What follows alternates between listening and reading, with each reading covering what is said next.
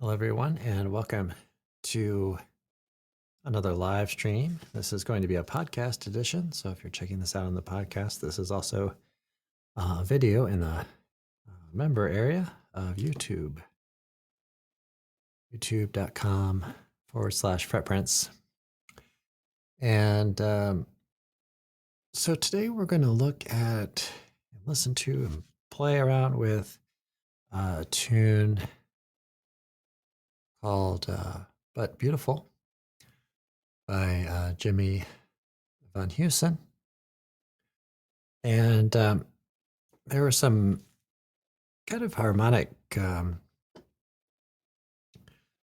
devices that he used that come up in a few of his tunes. And so one is taking a G chord. Let's say this is our tonic here, G. And then getting a 2/5 going to the 2 chord. And then getting another 2/5 kind of progression. But then going, so that you might think that might go to B minor. It actually goes to G. So that there is I'm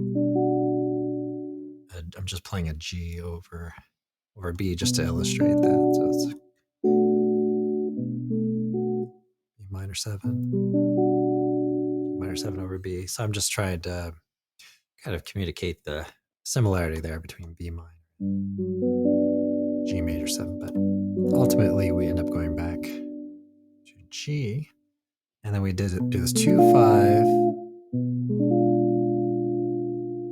going to A, but this time we have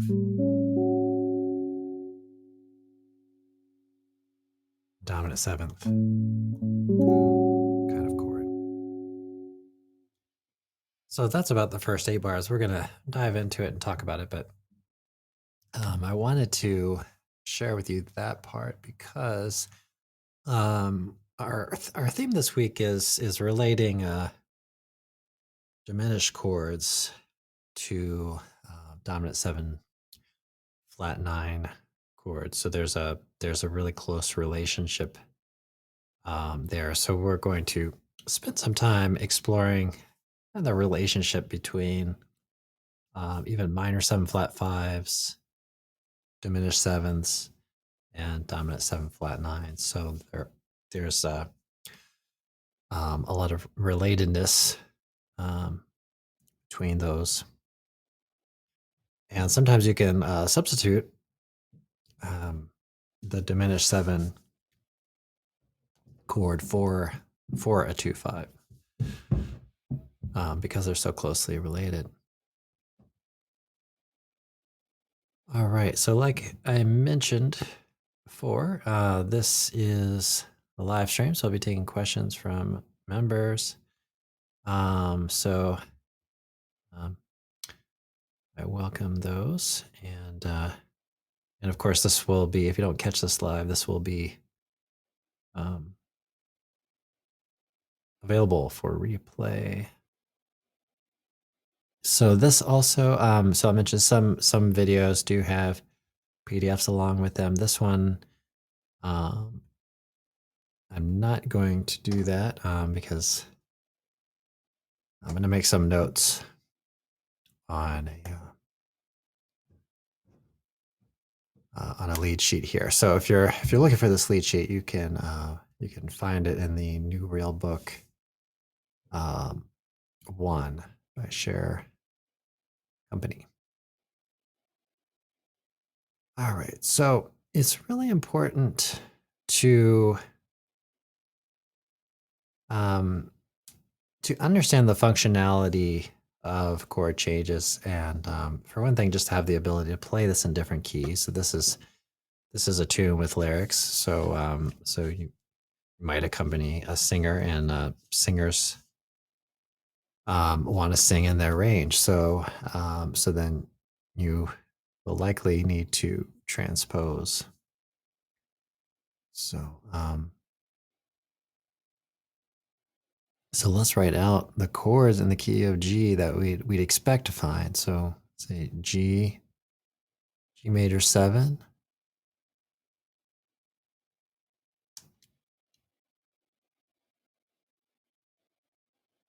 Sure this is showing up here. Just create a little something up here. So G minor 7, A minor 7, B minor 7, C major 7, D 7, E minor 7, F sharp, F diminished, and then we're back to the G. All right, so this is hopefully you can kind of see all that well enough. So we can just simply number each one of those. So we'll start out with the G chord. We give that an uppercase Roman numeral 1 here.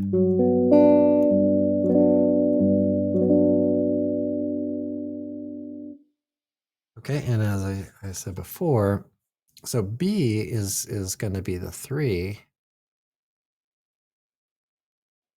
E7 is going to be 6 major. But that has a little bit of functionality here. Moving to the 2 chord. So let's say we can call that a 2-5 progression. Okay. And that E7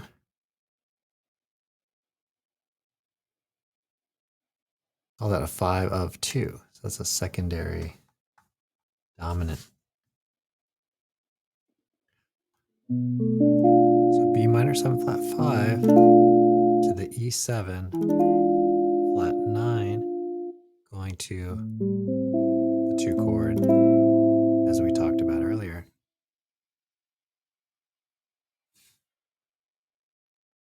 Okay, so C sharp minor 7.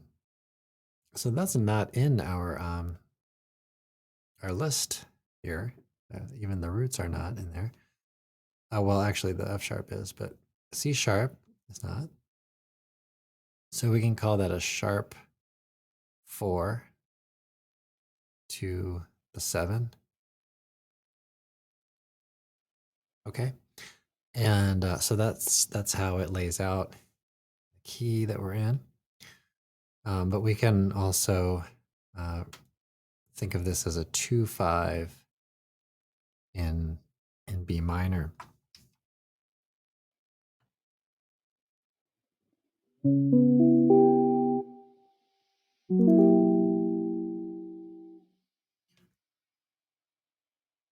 All right. Excuse me. So there we have G, B minor 7, E7 flat 9, A minor, to F sharp minor 7, or C sharp minor 7 flat 5 to F sharp 7. Let's check this out real quick. So let's say you have G major. Instead of playing the B minor 7 flat 5, what if we play this A flat diminished and then A minor to B flat diminished, and then to that G major, we put it over B. So there's another way that you can harmonize, which is closely related, and we get a little bit of a chromatic line. So I just want to mention that because this week we're thinking about that relationship between diminished and especially dominant 7 flat 9. If you notice, if I play an E7 flat 9, if I put that over a B, so right now I have the root here, it's just E. If I put it over B, then that's a B diminished. It's kind of interesting, right? If I take a look at the drop 3 second inversion of E7 with that.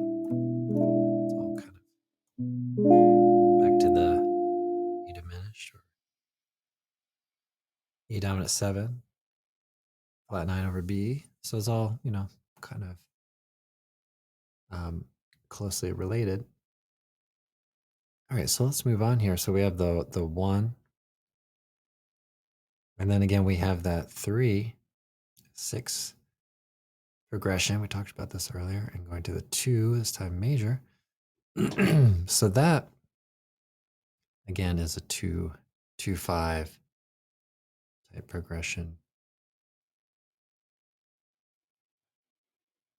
So that's 5 of the 2 chord. 2 ends up being dominant. So that's ends up being its own 5 of 5.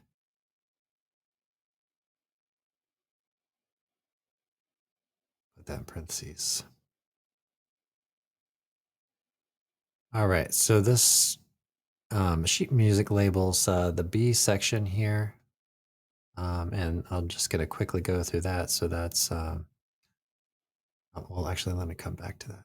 We'll finish up with first half of what's labeled here as the A section. So we have the G major, and we have the B, minor 7 flat 5 to the E7. Now they mention E7 sus, so let's play that. Then E7, then going to A7. We include the melody note here. We have an A9, but A13 is also work. So if we go up ahead to bar 16, we're gonna find the same progression. So 2, sharp 4, 7, 1, 6, 2 major, dominant, should say. Okay, so we've covered really 50% of the tune. So basically the first 8 bars, that happens again on bar 16, and then just backing up here to D13, just the 5 chord, and then we're going to head up to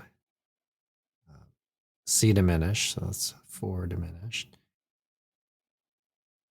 Then we get the 3, 6. Let me just write these in, and 2, 5, 1. So that's a circle of fifths progression there from the B minor. So we have a, let's say D13 or even D7. So the melody is the 13 here. Let's compare that C diminished. So we have C diminished here. How about if we compared that to a third inversion, drop 3, D7, just kind of straightforward D7 here. So you could see that C diminished,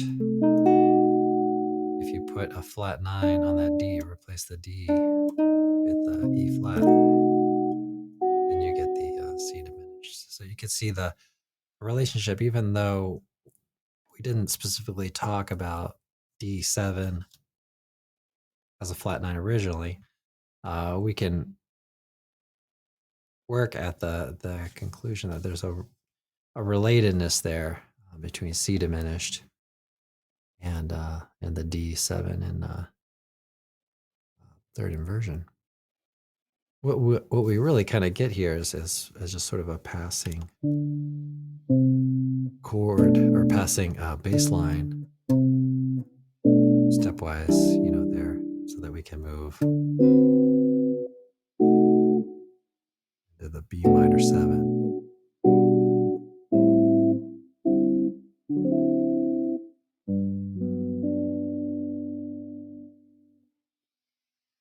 Okay. So that is what measure 5, 8.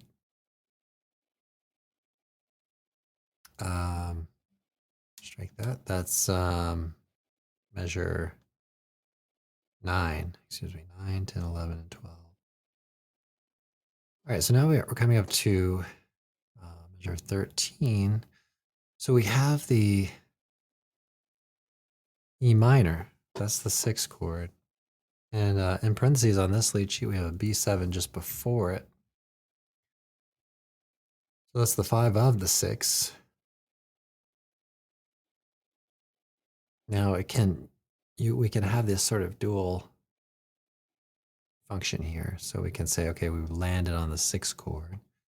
But that can form its own 2-5 progression. So E minor 7 to A7, that's a 2-5 there.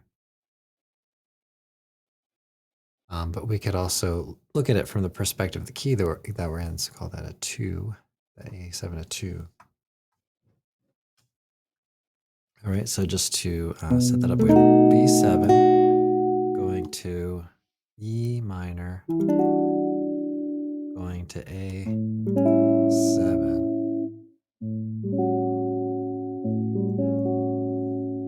And then we're going to go to A minor, and then to D minor. This is a fairly common progression for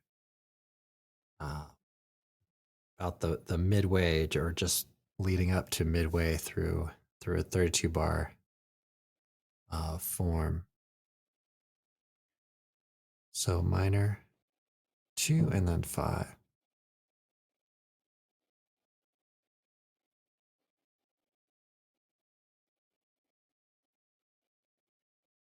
All right, so that gives us that, and then again we had the B section, right? We had this.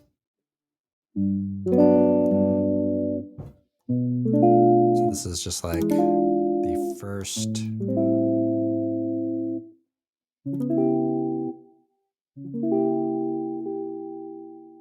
first 8 measures.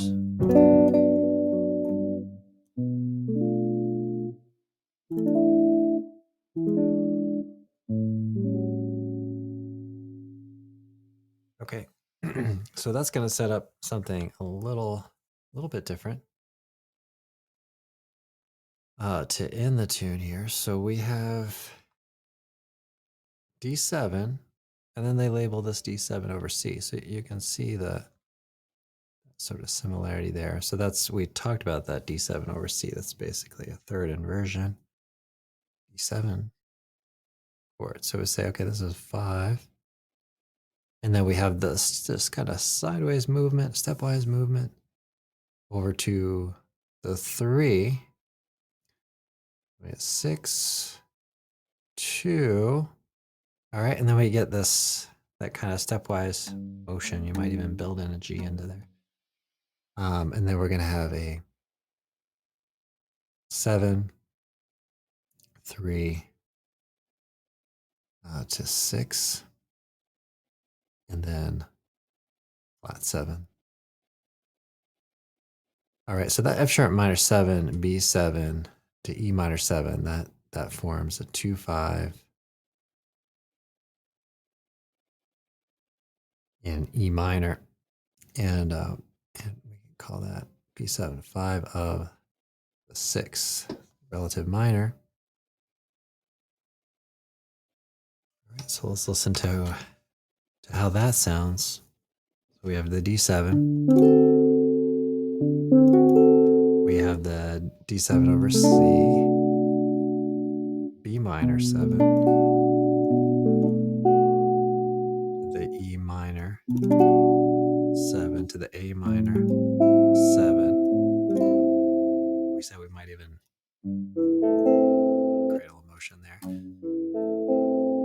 putting A minor over G, and then we have F sharp minor 7 flat 5 to the B7 and the E minor, F9.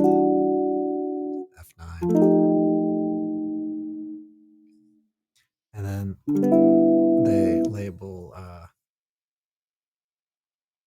here the one chord or over so.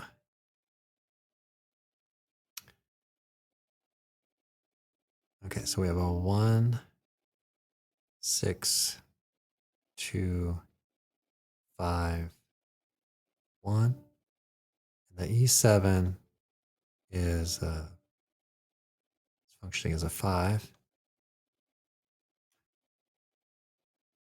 5 of 2.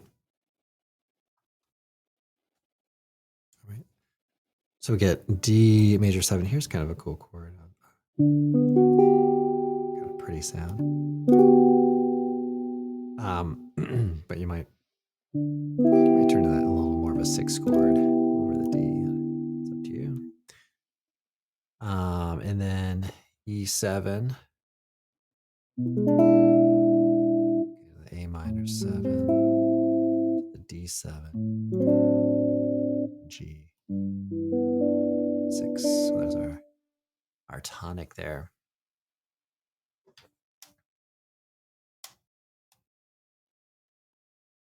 All right, so there's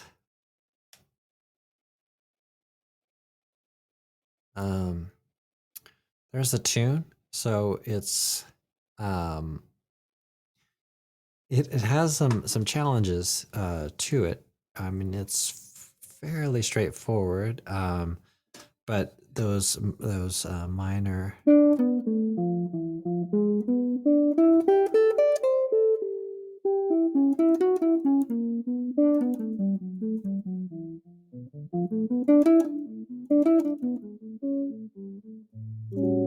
Those kind of minor 2/5s, they can be a little tricky if you're not that familiar with those.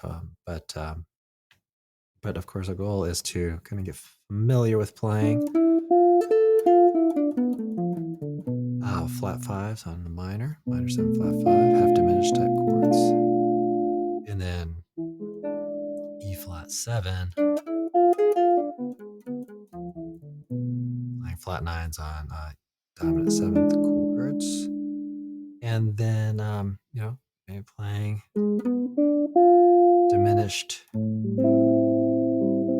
7, kind of arpeggio, maybe end with the flat 9 and resolve it to the 5. You have an opportunity to do that. It's a nice sound. It's fairly well-worn path as far as lines go.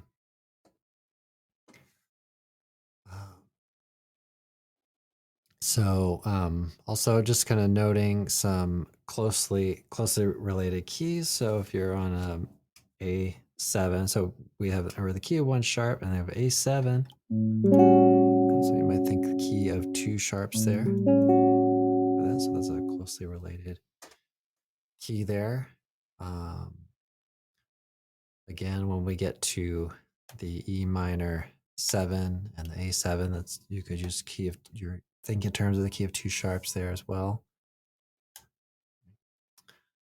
But on these kind of minor 2/5s, or then you may think a little bit more in the like A minor, key of A minor. So that would be no sharps, no flats, and then kind of especially working in that G sharp.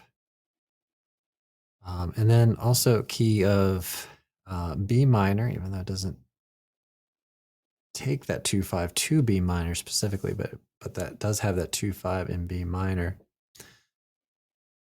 So again, that's key of 2 sharps. Might work in the A sharp there. Okay.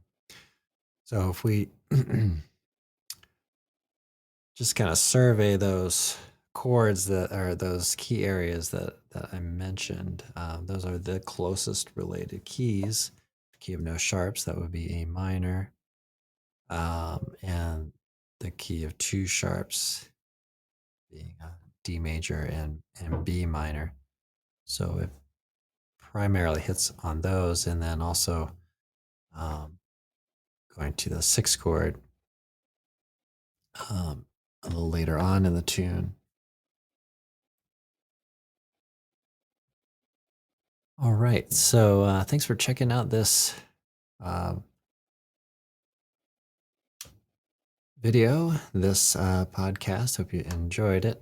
Oops, switch there. Um, and so let me know if you have any questions. Please leave a comment if you do. And I will see you all very soon on this, all these things. Maybe I'll play all around a little bit, um, improvise a little bit on the tune. I was thinking about doing maybe a short on that, um, maybe a little bit later today if I can find the time. I did the first YouTube short, or at least my first YouTube short, the other day, and a lot of people watched. It's pretty cool. You have like 1 minute to play something and maybe talk a little bit. I don't know if I'll even talk on some of these. So not very much time to be playing, but.